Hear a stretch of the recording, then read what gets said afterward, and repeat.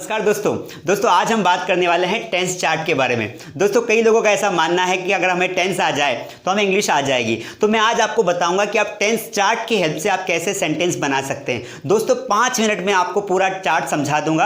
आपको ये चार्ट पूरा स्क्रीनशॉट लेना है, इसको समझना है और आपको प्रैक्टिस करनी है। आपकी कभी भी ग्रामेटिकली या फिर स्पोकन में कभी मिस्टेक नहीं होगी। दोस्तों अंग्रेजी सब बोलते हैं, लेकिन सही अंग्रेजी बोलना बहुत ज़रूरी है। एक स्पीकर के लिए बहुत ज़रूरी है कि वो सबसे अच्छी अंग्रेजी का इस्तेमाल करे बिना किसी एरर के। उसके लिए उसको टेंसेस आना बहुत ज़रूरी है, क्योंकि एक प्राइमरी पॉइंट है हमारा। दोस्तों चलिए शुरू करते हैं।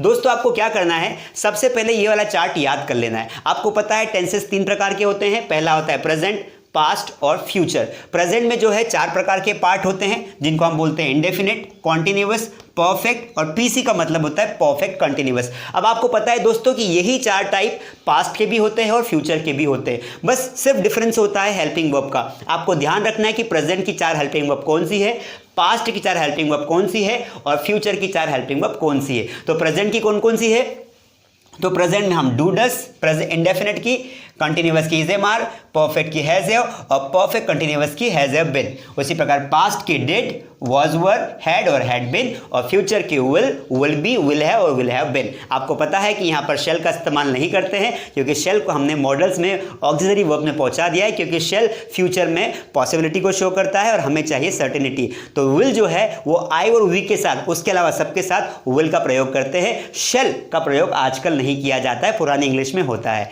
चलिए तो ये चार्ट हो गया हमारा। अब हमें एक बात और ध्यान रखनी है, जब भी ये वाली हेल्पिंग वर्ब इस्तेमाल करनी है सेंटेंस बनाते समय, तो हमें V1 का इस्तेमाल करना है, मतलब वर्ब के फर्स्ट फॉर्म का। जब हम ये वाली हेल्पिंग वर्ब इस्तेमाल करेंगे कॉन्टिन्यूअस की, तो कॉन्टिन्यूअस में हमेशा वर्ब का फोर्थ फॉर्म आता है। वर्ब मतलब क्रिया, एक्शन, जाना, खाना, पीना। जैसे फोर्थ फॉर्म मतलब गोइंग, कमिंग, ING फॉर्म आ जाएगा। आप जब भी ये वाली वर्ब इस्तेमाल करेंगे हेल्पिंग वर्ब, तो आपको मेन वर्ब का थर्ड फॉर्म इस्तेमाल करना है, जैसे गो ऑन है ना, रिटर्न, इस तरीके से ड्रीवन। और फिर आपको जब परफेक्ट कंटिन्यूअस का वाक्य बनाएंगे, तो आपको इनके साथ हमेशा मेन वर्ब का इस्तेमाल फोर्थ फॉर्म में करना है। चलिए तो ये एक बेसिक जानकारी होगी, शायद आपको पता भी होगी, नहीं पता हो तो आप समझ लीजिए। चलिए दोस्तों, मैं इसके अलावा आगे चल के एक एक टेंस पर, पर्टिकुलरली एक एक पर मैं आपका विस्तृत वीडियो बनाऊंगा। इसको बनाऊंगा, पूरा वीडियो डिटेल में मिलेगा। पहले हम एक ओवरव्यू देख लेते हैं, हमें एक टेंसेस में करना क्या होता है। आपको कोई सा भी एक सब्जेक्ट और एक वर्ब लेनी है और उस सब को इसमें इस्तेमाल करके देखना है। हमने सब्जेक्ट लिया आई और वर्ब ली गो। आई गो का मतलब होता है मैं जाता हूं। अब आपको देखिए, आपको मिस्टेक कहां नहीं करनी। आप यहां देखिए, मैं जब प्रेजेंट इंडेफिनिट बोलूंगा तो मैं क्या बोलूंगा, आई गो, क्योंकि मुझे पता है कि यहां पर जो है प्रेजेंट इंडेफिनिट के सिंपल टेंस में हम लोग जो हेल्पिंग वर्ब है डू डस का प्रयोग नहीं करते हैं। बस 2 जगह ध्यान रखना है, बाकी सभी जगह हेल्पिंग वर्ब आती है सिंपल सेंटेंस में। लेकिन जब इन दोनों का सिंपल बनाएंगे तो इनका इस्तेमाल हम नेगेटिव या इंटरोगेटिव में ही करते हैं। तो यहां पर मैं जाता हूं तो आई गो, ठीक है। मैं जा रहा हूं तो आई एम गोइंग, क्योंकि यहां पर वर्ब का फोर्थ फॉर्म आ जाएगा। आई और गो वैसा का वैसा ही है, मैंने आई के साथ एम लगा, यहां से एम लिया और वर्ब का फोर्थ फॉर्म लगा दिया, गो का गोइंग कर दिया, क्योंकि यहां पर V4 आएगा। और यहां पर मैंने आई के साथ हैव लिया, क्योंकि आई के साथ हैव आता है, आई हैव, और वर्ब का third form I have gone. उसके अलावा आई हैव बीन गोइंग, तो मुझे यहां पर आई लिया मैंने, हेल्पिंग वर्ब हैव बीन ली और वर्ब का fourth form I have been going. तो पूरा प्रैक्टिस मैंने कैसे किया दोस्तों, I go, I am going, I have gone और आई हैव बीन गोइंग। मैं इनके हिंदी मीनिंग पर नहीं जा रहा हूं, पहले आपको अपनी टंग को प्रैक्टिस करवानी है कि भाई मुझे जब मैं एम लूंगा तो वर्ब का फोर्थ फॉर्म आएगा, जब मैं हैव लूंगा तो वर्ब का थर्ड फॉर्म आएगा। इसकी प्रैक्टिस हो जाए, दिमाग को प्रैक्टिस हो जाए कि कौन सी हेल्पिंग वर्ब के साथ कौन सी मेन वर्ब आएगी। सब्जेक्ट तो कॉमन रहेगा, ठीक है। अब यहां पर I go, I am going, I have gone, I have been going. अब यहां आ जाएंगे, यहां भी सिंपल टेंस में हम लोग जो है सिंपल सेंटेंस में हम लोग V2 मतलब वर्ब की सेकंड फॉर्म का इस्तेमाल करते हैं। चलिए तो आई गो का हो जाएगा आई वेंट। गो का सेकंड फॉर्म क्या होता है, went. I went, I was going, I had gone और आई हैड बीन गोइंग, ठीक है।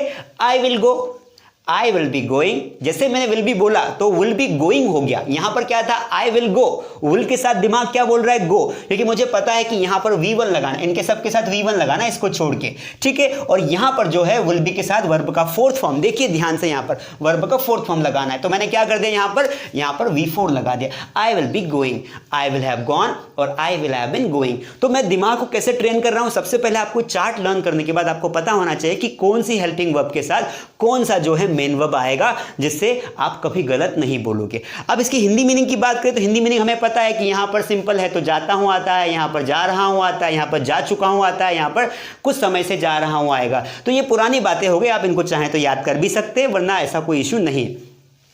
अब आपने आई गो लिया, अब यहाँ पर आप वर्ब चेंज कर ले, यहाँ पर आप ले ले, यहाँ पर आप ले ले राइट, आपने एक वर्ब ले ली राइट। अब दोस्तों आपको इस राइट को प्रैक्टिस करना है। क्या करना है? राइट को प्रैक्टिस करना है। इसको राइट नहीं पढ़ते, इसको राइट पढ़ते हैं, ठीक है, ध्यान रखना है। अब मान लो मैं लिखता हूँ, मीनिंग क्या हो जाएगा, मैं लिखता हूँ तो I write, I am writing, I have written और I have been writing. I wrote, I was writing, I had written, I had been writing. I will write, I will be writing, I will have written, I will have been writing। तो मैंने क्या किया, जहां मैंने जो भी helping verb थी उसके हिसाब से मैंने इस चार्ट को फॉलो किया और मैंने इजीली सेंटेंस बना दिया। दोस्तों अब चाहे तो एक और वर्ब ले लीजिए, जैसे मैंने लिया टॉक, इसको टॉक नहीं पढ़ते, टॉक पढ़ते, टॉक मतलब बात करना। तो भाई यहां लिखेंगे मैं बात करता हूं, आई टॉक, मैं बात कर रहा हूँ, आई एम टॉकिंग, मैं बात कर चुका हूँ, आई हैव टॉक्ड, मैं सुबह से बात कर रहा हूँ, I have been talking since morning, मैंने बात की, आई टॉक्ड, वर्ब का सेकंड फॉर्म लगाया, मैं बात कर रहा था, आई वॉज टॉकिंग, मैं बात कर चुका था, आई हैड टॉक्ड, और मैं सुबह से बात कर रहा था, I had been talking since morning.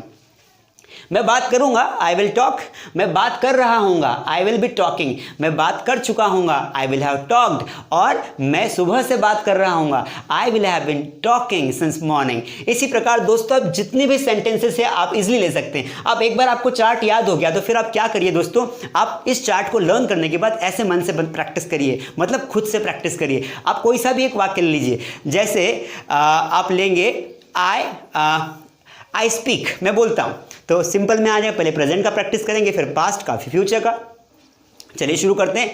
I speak, I am speaking, I have spoken, I have been speaking, ठीक है। उसके बाद I spoke, I was speaking, I के साथ लगाएंगे हैड, आई हैड स्पोकन और I had been speaking. I will speak, I will be speaking, I will have spoken, I will have been speaking.